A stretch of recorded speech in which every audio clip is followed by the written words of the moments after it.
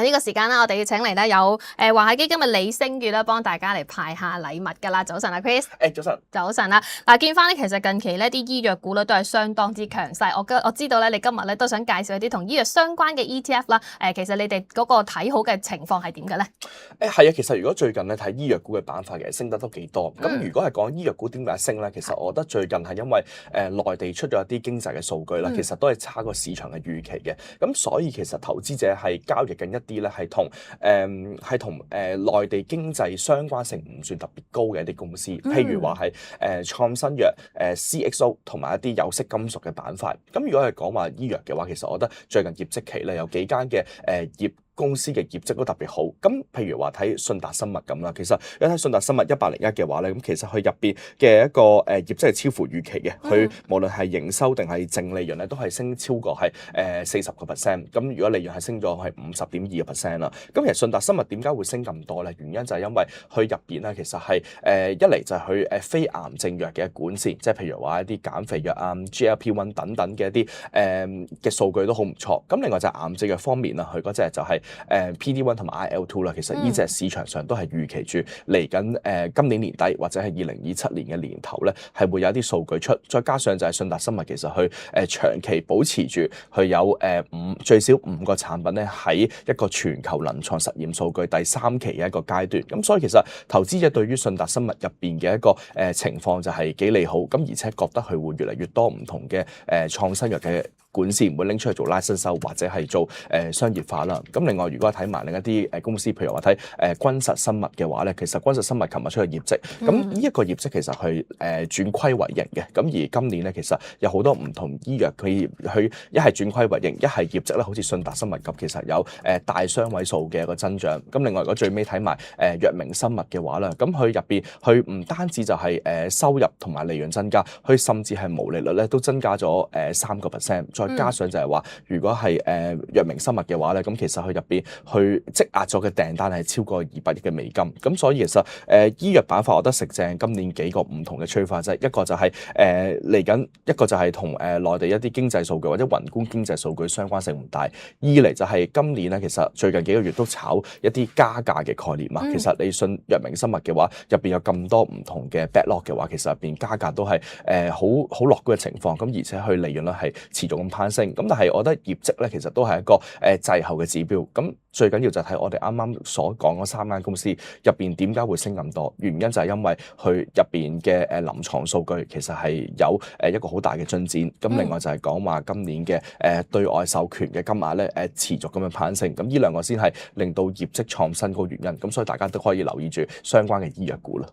我知道你今日帶嚟呢個產品咧就係隻3069啦。嗱咁做下功課咧，其實睇翻佢最重倉方面咧，超過1成嗰啲佔位咧，都係有藥明啦、百濟神州啦同埋信達啦呢3隻股份咧，就全部都係佔比超過1成嘅持倉啦。嗱咁但係見翻咧，佢哋中期業績都公布咗噶啦喎，咁啊當然業績都相當之散鏡啦。嗱嚟到呢啲價位啦，股價其實都升咗唔少啦。其實對嗰個業績反映咗幾多咧？再向上嘅話，都升咗好多噶啦喎，因為睇啲走勢都相當之散鏡啦嚇。仲有幾多嘅上升空間咧？其實好坦白講，其實醫藥呢個板塊基本面我哋睇得幾好嘅。咁我哋覺得佢同 AI 比咧，佢係有業績支持，再加上未來好多催化劑。咁但係佢呢個位好多投資就問升咁多應唔應該追啦？其實係如果我哋參考幾個數據，一個我哋如果參考翻好多醫藥股入邊估值嘅數據咧，其實佢而家都仲未去到2022年嘅一個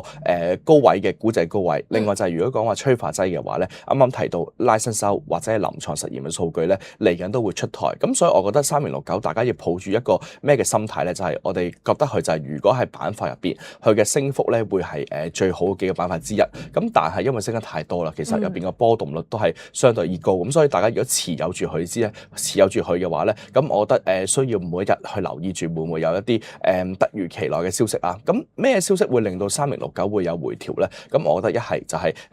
AI 板塊個下跌幅度會增加，影響到成個成長股嘅表現。現。咁另外就係如果大家買3069嘅話，雖然佢全部都係香港上市嘅醫藥股，咁但係影響佢嘅都係啲外圍因素，所以大家要留意住開市之前要留意住就係隔晚美股入邊嘅一啲創新藥指數，甚至係一啲開緊市入邊內地嘅一啲創新藥板塊咧，會唔會有回調？但係如果最近嘅話咧，其實我覺得呢兩個數據都係正面嘅，咁所以大家如果有貨可以繼續 keep 住先啦。係，同埋睇埋國家一啲政策啦，會唔會有話要減藥價等等呢方面？嗱咁同埋咧，其實近期醫藥咧最散嘅一個消息咧，就係外圍方面 Moderna 啦，同埋做嗰個黑色素嗰個瘤嗰個疫苗嘅情況咧有個進展。咁其實嗰日個股價咧都係倍升噶嘛。咁如果係咁樣睇，究竟如果外圍啲醫藥股做得好，你都話咧要做多啲功課睇外圍情況，係會吸走咗啲資金，可能做翻外圍嘅部署啊？定係話其實醫藥板塊如果真係有進展或者疫苗嘅突破，會帶動翻成個行業嘅氣氛，係點樣睇嘅咧？如果睇 Moderna mRNA 嗰件事啊，其實我覺得佢係帶動氣氛多少少嘅，因為點解咁講咧？因為mRNA 佢嗰隻藥咧，其實係過咗第3期嘅臨床實驗數據，即係意思係話佢嗰隻係令到癌症唔會復發嘅藥咧，係有機會好快就面世。咁但係啊，其實喺嗰隻數據出之前啊，其實市場上定價佢咧，其實佢嘅銷量其實都係大概係500至700億左右。咁但係當日即日嘅股價咧，其實係升咗1000億嘅。咁所以其實市場上對於呢一隻嘅疫苗係抱有個樂觀程度係多過去入邊個基本面。咁另外就係大家如果係用一啲常理去諗啊，咁如果 Moderna 係成功出咗呢個 mRNA 嘅疫苗，咁相對上如果中國創新藥公司同時間做緊 mRNA 咧，其實呢個係壞消息嚟嘅，因為競爭對手贏咗嘛。其實係啊，所以嗰日其實佢升翻香港嘅 mRNA 公司，其實係呢個係反映投資者情緒係好多。咁但係我覺得升咗 mRNA，咁大家就應該要諗下一個催化劑，譬如話係諗 ADC 會唔會又係有一個咁嘅突破數據咧？咁 mRNA 呢個喺美國，咁有機會 ADC 會喺內地，甚至係內地公司喺美國嘅一啲實驗數據出嚟。咁 ADC 都可以公司出啦，譬如話科倫博泰出 ADC， 咁君實生物嘅 PD-1 又有，咁另外就係如果做藥明生物入邊係透過 ADC 嘅訂單，其實都係多咗30%嘅，咁所以我覺得係 mRNA 炒完啦，咁但係醫藥股入邊都有好多唔同嘅藥，甚至係如果你講 PD-1 啊，其實佢雖然嗰隻藥已經面世咗，但係一隻藥其實佢個FDA 淨係俾佢一個嘅疾病，咁佢而家其實嗰隻藥佢多咗唔同嘅適應症啦，其實都係一個好大催化劑，咁所以我覺得就唔應該再聚焦喺 mRNA 嘅，應該係買喺其他唔同嘅創新藥嘅一啲疫苗同埋管道入邊啦。另外咧近期我哋仲要關注一個市場焦點咧，就係一個債息嘅情況啦嚇。咁我哋再睇埋咧，其實美國咧隔晚嚟講咧，嗰個加息嘅預期咧又再輕微受到嗰個7月份嗰個 PC 數據咧令到有少少升溫㗎啦。咁對於一啲息口方面嘅部署啲策略，你又會點樣建議咧？今日帶嚟一隻3145嘅話，係一個點樣部署嘅情況咧？係啊，如果係講話最近嘅美國債息嘅情況啦，咁其實雖然咧，其實係美國財政部係不停都係講話會回購翻自己啲長債，但係件息率其實都係冇回調過嘅。咁我哋公司其實觀點係覺得係今年去到年底啦，嚟緊嗰4個月咧，其實都係唔會有任何息率嘅變動。咁原因就係因為我哋覺得美國當地經濟其實除咗 AI 板塊之外咧，咁其實係其他經濟嘅活動嘅情況唔算特別理想，譬如話喺就業數據其實都係差過市場預期，咁失業率下跌咧，有機會原因係因為少咗移民係去美國，咁所以係令到失業率嘅情況下跌啦。咁所以其實美國今年其實我哋都覺得係唔會加息嘅。咁另外就係如果講話咁點解去買長債，其實個息率都唔會跌咧？原因係因為其實長債喺美國入邊嘅佔比其實唔算特別多嘅，反而係長債嘅企業債咧嘅佔比先好多。咁而家其實好多科技企業都不停咁樣用好比較高嘅利率去發長債，咁所以呢個係令到美國長債美國國債嘅長債息率係提高嘅原因。咁所以其實我哋而家要去買嘅話咧，其實我哋要比較擔心嘅就係個去美元化嘅情況，因為大家都係比較想擔心40萬億嘅一個債務係咪真係得咧？咁當然美國爆煲我哋又覺得唔會嘅，因為如果美國爆煲嘅話，好多國家就會爆煲先嘅。咁所以係啦，咁但係去美元化，即係美元貶值呢個趨勢，我哋覺得係會持續。咁所以我哋而家要買股票嘅話，特別收息咧，我哋建議就係買翻啲非美元嘅資產，係會着數少少咯。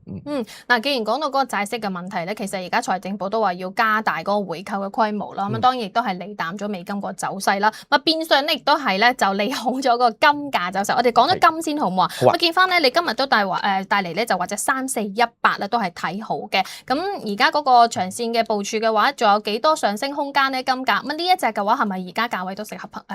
即係配置咧？係啊，如果市場上對於三大商品啦，銅、油同埋金啦，其實油同埋銅咧，其實已經係到目標價㗎啦。咁反而係黃金咧未到目標價。咁市場上中性嘅情景咧，其實覺得金咧係今年年底係會升到去4900蚊嘅水平。咁4900蚊其實係入邊係定價咗今年係唔會加息，咁同埋咧減息預期會不停咁樣增加。咁呢個係我哋參考翻就係美國當地經濟數據得出嚟嘅一啲目標價啦。咁而家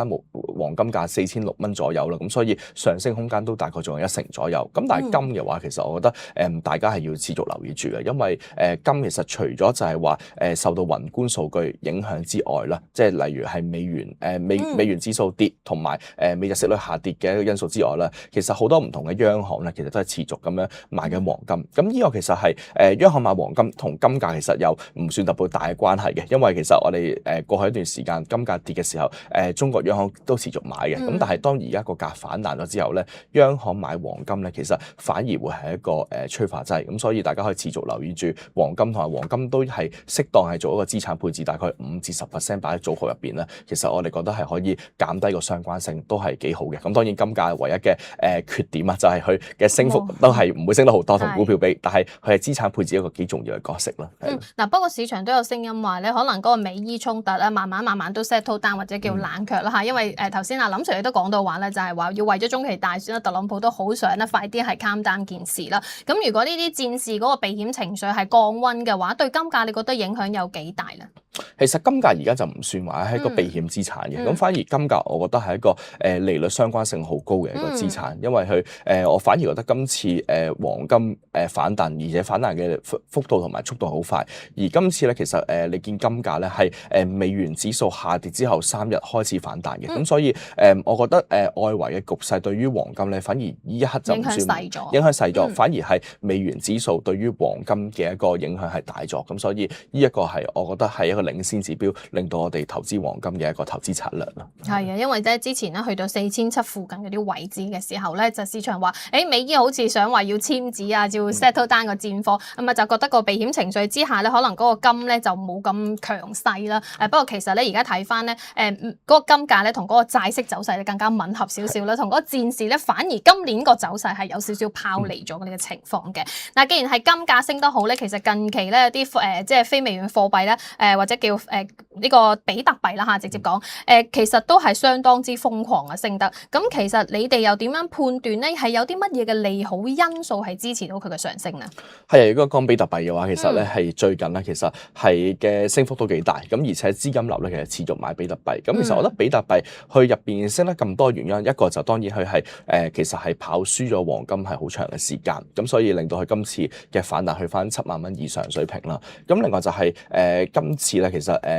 特朗普都出口術嘅，都係話會繼續支持住比特幣做一啲儲備。咁但係呢個係可能都係老生常談啦。咁但係我覺得比特幣大家就可能留意住，就係如果衝破70000蚊之後咧，咁其實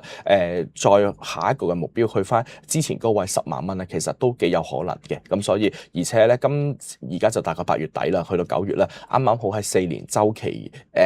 一個利差因素嘅完結嘅一個平均時間，咁所以而家配置比特幣可能係大家配置少少落去做一個資產配置，我覺得都係合適嘅，係啦。嗱，你見翻其實佢真係升得好急㗎，因為一個星期咧升咗係2成半啦，同埋咧又再翻去咧就8萬美元嗰啲水平，都創超過3個月嗰啲新高嘅。嗱，再落去仲有啲咩股仔可以 support 到佢個升勢咧？同埋你話嗰個升勢其實嗰個空間都仲係大㗎嘛？有啲咩利好嘅因素可以支持到佢咧？其實我覺得如果比特幣嘅話咧，其實佢比特幣升幅就當然高啦。其實你講以太幣升得都幾多嘅。其實我覺得係成個digital asset 啦，其實佢係入邊嘅一個利好因素，就係一嚟就係比特幣就係有美國嘅政府去支持住佢，咁而且係不停咁樣配置呢個嘅比特幣。咁另外就我相信其實